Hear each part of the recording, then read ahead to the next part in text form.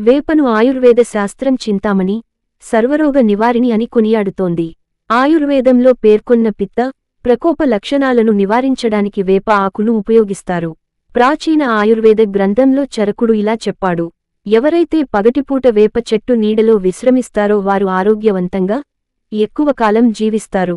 ఇన్ని సుగుణాలున్న వేప చెట్టును ఇంటి ఆరోగ్య దేవతగా అభివర్ణించవచ్చు. భారతదేశంలో వేప చెట్టు నుండి వచ్చే ఎన్నో పదార్థాలను ఆయుర్వేదంలో గృహవైద్యంలో తరతరాల నుండి ఉపయోగిస్తున్నారు. వేపపువ్వు హిందువులు ఉగాది పచ్చడిలో చేదు రుచి కోసం వాడతారు. వేపకొమ్మను పళ్ళు తోముకోవడానికి ఉపయోగిస్తారు.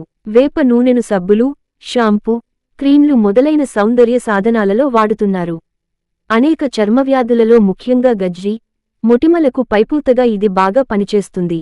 అమ్మవారు వంటి అంటువ్యాధులు సోకినవారిని వేపాకుల మీద పడుకోబెడతారు.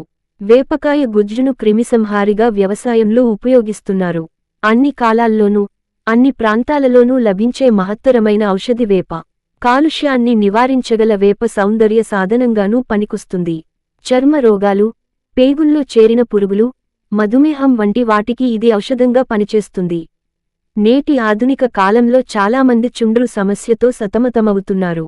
ఈ సమస్యతో బాధపడేవారు కొబ్బరి నూనెలో వేప బెరడును, ఆకులను వేసి రెట్టింపు పరిమాణం నీళ్లు చేర్చి, చిన్న సెగమీద నీటి భాగం ఆవిరైపోయేలా మరిగించాలి. ఇలా మరిగించిన తర్వాత వచ్చిన మిశ్రమాన్ని వారానికి ఒకసారి చొప్పున తలకు పట్టించాలి. చుండ్రు సమస్యను అధిగమించవచ్చు.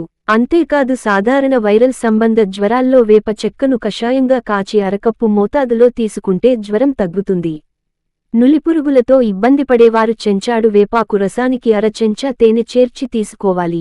చర్మ వ్యాధులు కలిగినవారు వేపచెక్క పొడిని త్రిఫల చూర్ణంతో కలిపి చెంచాడు మోతాదులో తీసుకోవాలి.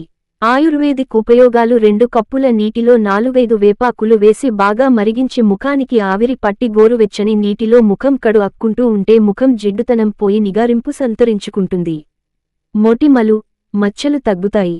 వారానికి ఒకసారి పరగడుపున 7 నుంచి 8 వేప చిగుళ్ళు నూరి ఉండ చేసి మింగి, పావుకప్పు పెరుగు సేవిస్తుంటే కడుపు, పేగుల్లోని వివిధ రకాల క్రిములు చనిపోతాయి. వేప చిగుళ్ళు, పసుపు సమంగా కలిపి మెత్తగా నూరి ఆయా భాగాల్లో లేపనం చేస్తుంటే దురదలు, దద్దుర్లు తగ్గుతాయి. మీజిల్స్, చికెన్ పాక్స్ లాంటి వైరస్ వ్యాధులు తగ్గుతాయి.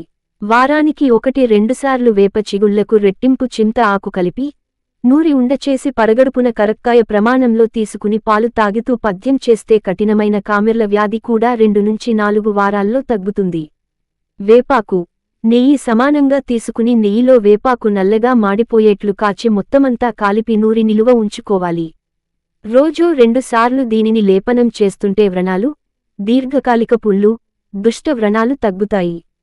పావు స్పూను వేపచెక్క చూర్ణంలో తగినంత పంచదార కలిపి ఉదయం, సాయంత్రం పాలతో తీసుకుంటూ ఉంటే అతిమూత్ర వ్యాధి తగ్గుతుంది. మూత్రమార్గ ఇన్ఫెక్షన్ తగ్గి మూత్రమార్గం నుంచి చీము రావడం తగ్గుతుంది. పావు స్పూను వేపచెట్టు బెరడు చూర్ణాన్ని 1 కప్పు నీటిలో కలిపి రాత్రంతా నానించి, ఉదయం ఆ నీటిని వడబోసి స్పూను తేనె కలిపి తాగాలి. అలాగే ఉదయం నానబెట్టి సాయంత్రం తాగుతూ ఉంటే రక్తశుద్ధి జరిగి ఒంటి దురదలు, తామర, పుండ్లు, మచ్చలు, గుల్లలు లాంటి వివిధ రకాల చర్మవ్యాధులు తగ్గుతాయి. వేపబంక చూర్ణాన్ని 2 పూటలా అర స్పూను చొప్పున సేవిస్తుంటే మూత్రాశయ కండరాలు బలోపేతమై అసంకల్పిత మూత్ర విసర్జన తగ్గుతుంది. ఈ వీడియో మీకు నచ్చినట్లయితే వీడియోని లైక్ చేసి సబ్స్క్రైబ్ చేసి శ్రీరాముని కృపను పొందగలరు. జై శ్రీరామ్.